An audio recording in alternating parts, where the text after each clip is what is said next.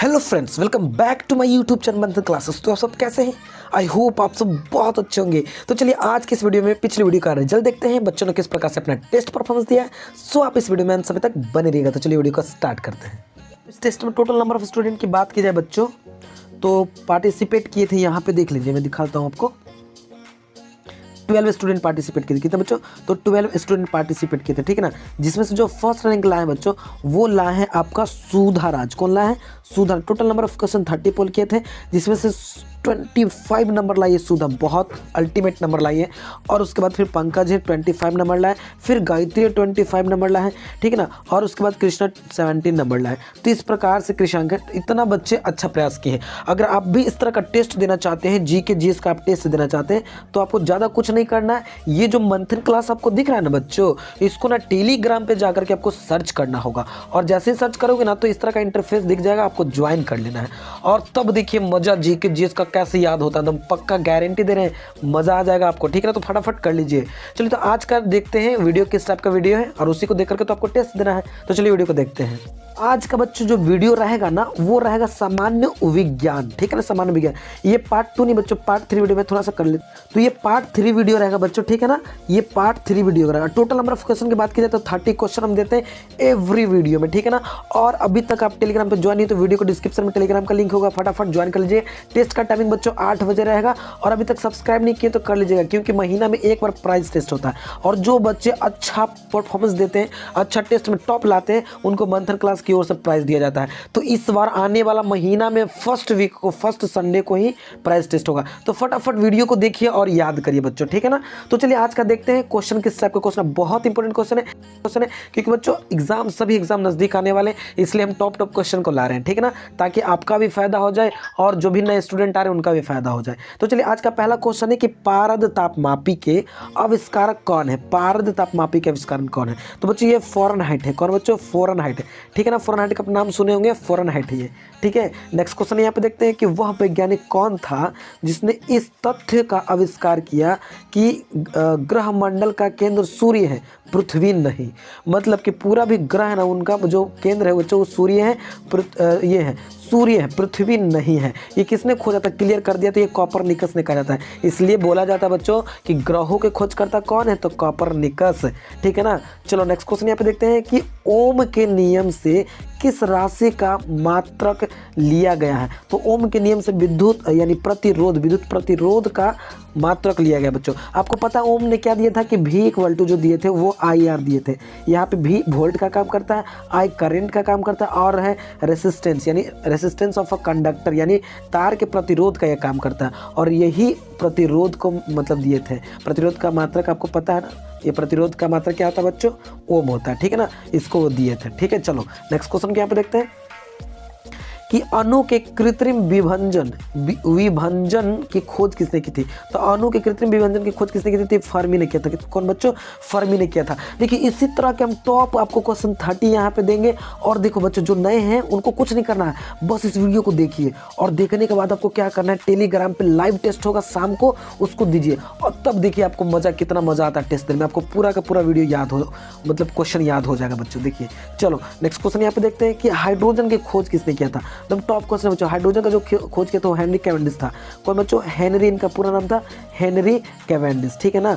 इनका पूरा नाम हेनरी कैवेंडिश था। चलो नेक्स्ट क्वेश्चन यहाँ पे देखते हैं बच्चों कि जीवों के द्विनाम पद्धति के जन्मदाता कौन है, जिसको बोलते हैं बाइनोमियल नॉमेनक्लेचर बच्चों, ठीक है। बाइनोमियल नॉमेनक्लेचर इसको बोलते हैं। तो ये है लीनियस। कौन बच्चों? ये है लीनियस। बट ये लीनियस नहीं बच्चों, ये जीनियस है। क्या बच्चों? GNIOUS। ये बच्चों जीनियस है। कौन है बच्चों? ये जीनियस, लीनियस नहीं है।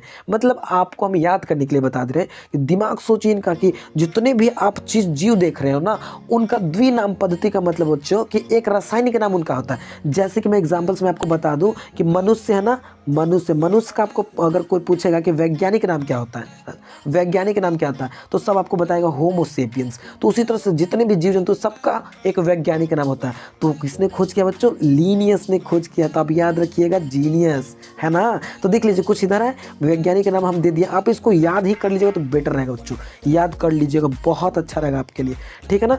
कट रहा होगा कुछ तो हम ऊपर करके दिखा देंगे। मनुष्य का यहाँ पे बच्चों है होमो सेपियंस, ठीक है ना।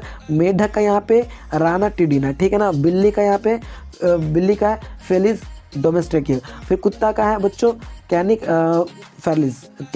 फर्मिलारिस, ठीक है। फिर गाय का यहाँ पे बच्चों तो बॉस इंडिकस। फिर उसके बाद मक्खी का है आम का मंजिका इंडिका फ्राडा। फिर धान का है ओरिजा सटिवा। तो इस तरह से टोटल यहाँ पे देख लीजिएगा बच्चों, नीचे भी करके ऐसे देख लीजिएगा, टोटल आपको यहाँ पे शो हो जा रहा है। ये है वैज्ञानिक नाम, ठीक है, जीवों का। आप इसे याद कर लीजिएगा तो अच्छा रहेगा बच्चों, ठीक है ना। चलो नेक्स्ट क्वेश्चन यहाँ पे देखते हैं कि कौन सी धातु कॉपर सल्फेट घोल से अभिक्रिया नहीं करती है। कौन सी धातु, तो ये जो Ag है बच्चों, कौन है बच्चों, ये Ag है जो कि कॉपर सल्फेट से अभिक्रिया नहीं करती। Ag मतलब आपको पता ना बच्चों, Ag का मतलब सिल्वर हो गया, चांदी हो गया, ठीक है ना। अगर आपसे कोई पूछ देगा बच्चों कि चांदी का जो परमाणु संख्या कितना होता है, तो 47 होता है, ठीक है ना। चांदी का परमाणु संख्या कितना होता है बच्चों, 47 होता है। और ये एक मेटल है, ये भी आपको पता होना चाहिए, ये एक मेटल है। अच्छा, इसी बीच में हम बताते हैं सोना का, यानी Au का, गोल्ड जिसको बोलते हैं बच्चों। तो सोना जो है ना बच्चों, इसका परमाणु संख्या होता है एकदम जस्ट देखो ना, 17 से ही निकल जाएगा। 17 को अगर तुम उलटोगे बच्चों तो 70 को उलटो ना तो 74 आ जाएगा, और 4 को 9 कर दो तो 79 हो जाता है। क्या बच्चों, 79, यानी Au का जो परमाणु संख्या वो 79 है। Au का मतलब गोल्ड हो गया, सोना होगा। और शुद्ध सोना जो होता है ना बच्चों, 24 कैरेट का होता है। कितने कैरेट का होता है, 24 कैरेट का होता है। और ये एक मेटल है, धातु है बच्चों। चलो नेक्स्ट क्वेश्चन को देखते हैं बच्चों यहाँ पे कि जब ब्लीचिंग पाउडर की कार्बन डाइऑक्साइड के साथ क्रिया कराते हैं तो क्लोरीन गैस निकलते हैं बच्चों। क्या निकलता है, कौन सी गैस निकलती है, तो क्लोरीन गैस निकलती है, ठीक है ना। क्लोरीन का परमाणु संख्या कितना होता है बच्चों, 17 होता है। इसका इलेक्ट्रॉनिक विन्यास 281 होता है। और आपको बता दें कि 1 से 3 के बीच में जो होता है वो बच्चों धातु होता है। तो क्लोरीन क्या है, मेटल है, धातु है। चलो नेक्स्ट, 2 8 7 होता है बच्चों ना, 2 8 7 होता है। और क्लोरीन एक यहाँ पे अधातु हो जाएगा, धातु नहीं, अधातु की श्रेणी में आ जाएगा, ठीक है। चलो तो यहाँ पे नेक्स्ट क्वेश्चन इस प्रकार से है कि गुणसूत्रों में विभाजन ना होकर जो कोशिका विभाजन होता है उसे कहते हैं, तो उसे क्या कहते हैं बच्चों, तो उसको असूत्री विभाजन कहते हैं, जिसको क्या बोलते हैं बच्चों, एमाइटोसिस बोलते हैं, उसको एमाइटोसिस बोलते हैं, ठीक है।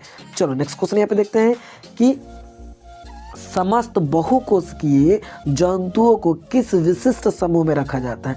तो समस्त बहुकोशिकीय जंतुओं को किस समूह में रखा जाता है, तो क्या है बच्चों, मोटा जोआ। देखिए जितने भी जीव जंतु ने सबका एक अपना अपना क्या बना हुआ, ग्रुप बना हुआ, समूह बना हुआ, और उस समूह में जीव जंतु मतलब रहते हैं। मतलब हम लोग ऐसा मानते हैं ताकि हम लोग उस चीज़ को याद करने में आसान हो जाए, इसलिए। जैसे कि बच्चों यहाँ पे देखो अर्थोपोडा में कौन कौन से जीव आते हैं, फिर पेरीफेरा है, इसमें कौन से जीव आते हैं, तो फिर इस प्रकार से हो जाएगा। तो ये बात होती है, ठीक है ना। तो समस्त बहुकोशिकीय जीव बता रहे, जो एक कोशिका से अधिक कोशिका होता है ना बच्चों, बहुकोशिकीय, तो क्या आता है बच्चों, मोटोजोआ में आता है, मोटा जोआ में आते हैं। चलो नेक्स्ट क्वेश्चन यहाँ पे देखते हैं कि निम्नलिखित में कौन सा जीवाश्म ईंधन नहीं है। तो देखिए प्राकृतिक है जो कि जीवाश्म ईंधन, प्राकृतिक में कौन कौन हो जाएगा बच्चों, तो CNG हो जाएगा, फिर उसके बाद LPG हो जाएगा, ये प्राकृतिक गैस है, ठीक है ना। और पेट्रोल तो आपको पता ही है, कोयला तो आपको पता ही है, बट ये काठ कोयला जिसे चारकोल बोलते हैं, ये प्राकृतिक गैस, सॉरी प्राकृतिक ईंधन मतलब जीवाश्म ईंधन ये नहीं है, ओके। चलो नेक्स्ट क्वेश्चन यहाँ पे देखते हैं, सबसे छोटी अंतःस्रावी ग्रंथि है। तो सबसे छोटी अंतःस्रावी ग्रंथि बच्चों वो पिट्यूटरी ग्रंथि, जिसको पीयूष ग्रंथि या जिसको मास्टर ग्रंथि भी बोलते हैं, पिट्यूटरी ग्रंथि को पीयूष ग्रंथि भी बोलते हैं। चलो नेक्स्ट क्वेश्चन को यहाँ पे देखते हैं कि निम्नलिखित में से किसमें कोबाल्ट उपस्थित रहता है। तो कोबाल्ट जो होता है बच्चों विटामिन B12 में होता है, किसमें बच्चों, विटामिन B12 में। और आपको विटामिन का सब हम बता दिए थे कि रासायनिक नाम क्या है, तो आपको याद होना चाहिए विटामिन B12 का जो रासायनिक नाम क्या बच्चों, तो साइनोकोबालामीन है, ठीक है ना। साइनोकोबालामीन ऐसे भी बोल सकते हो, साइनोकोबालामीन है। तो इसी तरह से हमें A से लेकर के टोटल जो विटामिन से बच्चों सब दे दिए थे हम, आप उसे याद कर लीजिएगा, हम कभी भी क्वेश्चन में पूछ सकते हैं, ठीक है ना, टेस्ट में पूछ सकते हैं। चलो नेक्स्ट क्वेश्चन यहाँ पे देखते हैं कि आयनोस्फीयर की ऊंचाई कितनी किलोमीटर होती है, किलोमीटर में है। आयनोस्फीयर की जो ऊंचाई है ये किलोमीटर में, कितने किलोमीटर है, तो बच्चों ये 100 किलोमीटर में आयनोस्फीयर की ऊंचाई है, ठीक है। तो देखिए यहाँ पे हम कुछ पिक्चर ले लिए, उसके माध्यम से थोड़ा समझने का प्रयास करते हैं। देखो बच्चों यहाँ पे जो हम लिए हैं ये वातावरण की परतें हैं, जो हमारा वायुमंडल है ना वो कई लेयर से बना हुआ था। तो उन लेयरों की संख्या जो होती है बच्चों वो 5 लेयर से हमारा वायुमंडल ऐसे बना हुआ है। तो जो सबसे पहला बच्चों आता है वो होता है क्षोभ मंडल। क्या आता है बच्चों, क्षोभ मंडल। चलो उसको थोड़ा बड़ा करके दिखाते हैं यहाँ पे। जो पहला बच्चों वो क्षोभ मंडल में आता है। किसमें? क्षोभ मंडल, यानी 0 से लेकर के 12 किलोमीटर तक के जो डिस्टेंस है बच्चों वो क्षोभ मंडल था। इसी में विमान जो होते हैं उड़ते हैं, बादल इसी में रहते हैं, इसी में जो होता है बच्चों आपका पैरासूट जो बोलो, गर्म हवा वाला जो वायु गुब्बारा बोलो वो उड़ता है, बादल बारिश सब इसी में से ही होता है क्षोभ मंडल में। तो कभी आपसे सवाल पूछे कि किस मंडल में वर्षा होती है, किस मंडल में बारिश बादल रहते हैं, किस मंडल में विमान उड़ते हैं, तो क्षोभ मंडल बताइएगा। अगर इंग्लिश में पूछे बच्चों तो ज़्यादातर ये क्वेश्चन इंग्लिश में ही पूछे जाते हैं, तो इसको बताइएगा ट्रोपोस्फेयर। क्या बच्चों? ट्रोपोस्फेयर बताइएगा, ट्रोपोस्फेयर, ठीक है ना, ट्रोपोस्फेयर, मिस मत करिएगा बच्चों, ट्रोपोस्फेयर। चलिए सेकंड की ओर चलते हैं, तो समताप मंडल आता है। किसमें बच्चों? तो समताप मंडल आता है। तो इसमें जो होते हैं बच्चों ये समताप मंडल, इसी में ओजोन परत रहता है। आपसे पूछेंगे क्वेश्चन में कि किस मंडल में ओजोन परत पाए जाते हैं, किस मंडल में? तो ये बच्चों समताप मंडल में। किसमें? समताप मंडल में, जिसको बोलते हैं बच्चों जिसे बोलते हैं स्ट्रेटोस्फेयर, स्ट्रेटोस्फेयर, ठीक है ना बच्चों, स्ट्रेटोस्फेयर, समझ गए? समताप मंडल। फिर नेक्स्ट आता है बच्चों की मध्य मंडल। तो आपसे पूछा जाएगा कि उल्का पिंड जो होते हैं, उल्काएं होती है, वो किस मंडल में होती है? तो ये मध्य मंडल में उल्काएं होते हैं। अब कितना से कितना की दूरी बच्चों? तो 51 से 80, मतलब 0 से 80 के बीच में ये है मध्य, मतलब 51 से 80 के बीच में ये आपका 51 से लेकर के 80 किलोमीटर तक के बीच में ये होता है मध्य मंडल, ठीक है। उसके बाद जो ऊपरी लास्ट परत में आ जाता है बच्चों, ये है हमारा सेकेंड लास्ट। इसको देखते हैं बच्चों यहाँ पे, तो यहाँ पे है बच्चों हमारा कि समताप मंडल आगे 81 से 800 के किलोमीटर के बीच में आता है बच्चों। इसमें क्या रहता है? सैटेलाइट वगैरह रहते हैं, उपग्रह रहते हैं, इसी में रहते हैं, ठीक है ना। और उसके बाद जो देखते हैं 81 से ऊपर की ओर, यानी 800 से 1000 किलोमीटर के जो डिस्टेंस रेंज में देखते हैं बच्चों, तो इसमें क्या बच्चों रहते हैं? तो इसमें अंतरिक्ष यान घूमते हैं। अंतरिक्ष यान मतलब जो आपका वायुमंडल ये खत्म हो जाता है, उसके बाद अंतरिक्ष आ जाता है, तो यान इसमें घूमते हैं बच्चों। तो ये थोड़ा सा इसको आप आराम से गहरी सांस ले करके इसको देखेंगे, ध्यान देंगे बच्चों, ठीक है। तो चलिए नेक्स्ट क्वेश्चन क्या पे देखते हैं कि नेत्र पर प्रकाश की मात्रा का नियम करती है, मतलब नियंत्रण करती है, नियम नहीं बच्चों, ये नियंत्रण करती है। नेत्र पर प्रकाश की मात्रा को नियंत्रण करती है, कौन करती है? तो ये परितारिका करती है, जिसको आइरिस बोलते हैं बच्चों। ये आइरिस है कि कितना अंदर लाइट को जाना चाहिए, नियंत्रण करती है, ठीक है। चलो नेक्स्ट क्वेश्चन यहाँ पे देखते हैं कि स्तनधारियों, जिसको बोलते हैं मैमल्स, क्या बोलते हैं बच्चों इंग्लिश में? मैमल्स बोलते हैं, ठीक है ना।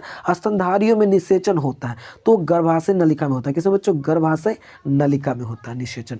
नेक्स्ट क्वेश्चन यहाँ पे देखते हैं कि चमगादड़ निम्नलिखित में से किस वर्ग में रखा जाता है? तो स्तनधारी के वर्ग में चमगादड़ को रखा गया। स्तनधारी का मतलब बच्चों जो जीव अपने बच्चों को दूध पिला सके, मतलब स्तन जिसके होते हैं वो स्तनधारी होते हैं, ठीक है ना। नेक्स्ट क्वेश्चन यहाँ पे देखते हैं कि एंजाइम होते हैं, एंजाइम होते हैं बच्चों प्रोटीन के बने होते हैं, एंजाइम प्रोटीन के बनाते हैं, ठीक है ना। देखिए कितना टॉप क्वेश्चन अल्लाह है आपके लिए, और आप लोग तो याद ही नहीं करते, टेस्ट ही नहीं देते, मुझे तो अच्छा नहीं ना लगता बच्चों। आप लोग टेस्ट दीजिएगा, याद करिएगा, ठीक है ना।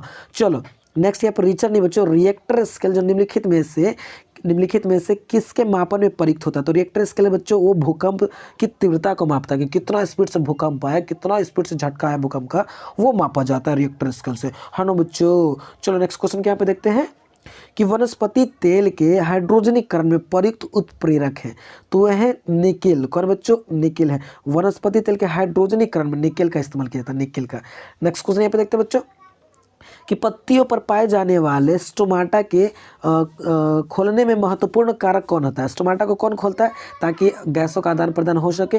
तो द्वार कोशिकाएं खोलती है, जिसे गार्ड सेल बोलते हैं बच्चों, द्वार कोशिकाएं वो खोलती है, जिसे गार्ड सेल बोलते हैं। नेक्स्ट क्वेश्चन यहाँ पे देखते हैं कि सफेद रक्त कणिकाओं का प्रमुख कार्य क्या है? आपको पता है सफेद रक्त को बोलते हैं WBC। WBC का मुख्य कार्य होता है जीवाणुओं को नष्ट करना। किस तरह के जीवाणु को? जो आत्मघाती होता है, हमारे शरीर को नुकसान पहुंचाती है, उसको नष्ट करने का एक काम, मतलब एक तरह से प्रतिरक्षा का काम करती है WBC। नेक्स्ट क्वेश्चन देखते हैं यहाँ पे बच्चा कि पत्तियां हरी दिखाई देती है, क्यों दिखाई देती है? क्योंकि हरे प्रकाश को परावर्तित कर देती है, इस कारण से। या भी बोल सकते हैं कि पत्तियां हरा किस कारण से होती है? तो उसमें क्लोरोफिल नामक एक वर्णक पाया जाता है, जिसके कारण से बच्चों। नेक्स्ट क्वेश्चन यहाँ पे देखते हैं कि लंबे पौधे में जल को ऊपर खींचने में सबसे आवश्यक बल होता है, कौन सा बल होता है बच्चों? तो वो लगता है आपका जल का संलागी बल, जल का संलागी बल के कारण ऊपर जल जाता है, ठीक है। नेक्स्ट क्वेश्चन यहाँ पे देखते हैं मेरे सोना कि निम्नलिखित में से प्रोटीनों में कौन ऐसा है जो अधिकांश विषाणु यानी वायरसों के लिए प्रभावी होता है? तो है बच्चों कौन? इंटरफेरॉन, वायरसों के लिए प्रभावित होता है इंटरफेरॉन। चलो नेक्स्ट क्वेश्चन यहाँ पे देखते हैं कि निम्नलिखित में से किस पौधे में लैटेक्स नहीं पाया जाता। लैटेक्स का मतलब जो बच्चों जो डाल उल को तोड़ने से ना ये अथी की तरह गोंद की तरह जो निकलता है उसको लैटेक्स बोलते हैं। तो नीम के पेड़ में नहीं पाया जाता। जैसे पपीता को तोड़िएगा ना तो दूध की तरह निकलने लगेगा, बरगद को तोड़िएगा ना तो दूध की तरह निकलने लगे, फिर मदार या आँख को तोड़िएगा तो दूध की तरह निकलने लगे, लेकिन नीम में ऐसा नहीं होता है। ठीक है, नेक्स्ट क्वेश्चन यहाँ पे देखते हैं बच्चों कि हृदय की धड़कनों को अंकित करने वाले उपकरण को कहते हैं, तो उसको बोलते हैं कार्डियोग्राफ बोलते हैं बच्चों। कार्डियोग्राफ, हार्ट बीट जो मापता है ना, कार्डियोग्राफ बोलते हैं उसको। नेक्स्ट क्वेश्चन यहाँ पे देखते हैं कि एक ज्योडेसीय उपग्रह अध्ययन करता है। एक ज्योडेसीय उपग्रह जो अध्ययन करता है वो पृथ्वी के आकार को अध्ययन करता है। किसके? पृथ्वी के आकार को अध्ययन करता है। चलो नेक्स्ट क्वेश्चन यहाँ पे देखते हैं कि वाहनों के इंजन को ठंडा करने वाले उपकरण या यंत्र को कहते हैं, क्या कहते हैं बच्चों? उसको रिएक्टर बोलते हैं। क्या बच्चों? रिएक्टर बोलते हैं। आज का लास्ट क्वेश्चन देखते हैं बच्चों, निम्नलिखित में से कौन सा रोग सबसे घातक है? चेचक, पोलियो, मलेरिया, एड्स। सबसे घातक है बच्चों एड्स। और जो ये एड्स है ना बच्चों, ये वायरस के कारण होता है। और ये वायरस कैसे जाता है? अगर कोई भी पुरुष किसी महिला के साथ गलत संबंध, यौन संबंध बनाता है, गलत संबंध, तो अगर महिला को अगर खून में प्रॉब्लम से बच्चों तो उनके शरीर में भी ये वायरस चला जाता है, जिसके कारण से एड्स नाम की बीमारी हो जाती है। और सबसे खतरनाक बीमारी है ये, ज़्यादातर यौन संपर्क में होने के कारण होता है बच्चों, गलत यौन संपर्क। ठीक है ना। और दूसरा कारण है बच्चों कि नीडल्स, सुई वगैरह जो आप लोग देते हैं ना, एक ही सुई से 2-3 पर्सन को सुई दे देते हैं, तो वो गलत चीज़ है। ऐसे बिल्कुल नहीं करना चाहिए बच्चों। ठीक है ना, वो गलत बात है, वैसे नहीं करना चाहिए। अच्छा, एड्स दिवस कब मनाते हैं बच्चों? एक और क्वेश्चन बन सकता है ना। तो 1 दिसंबर को एड्स दिवस मनाया जाता है। 1 दिसंबर को एड्स दिवस मनाया जाता है। तो चलिए आज का पोलिंग क्वेश्चन पूछते हैं, वीडियो में बने रहिएगा।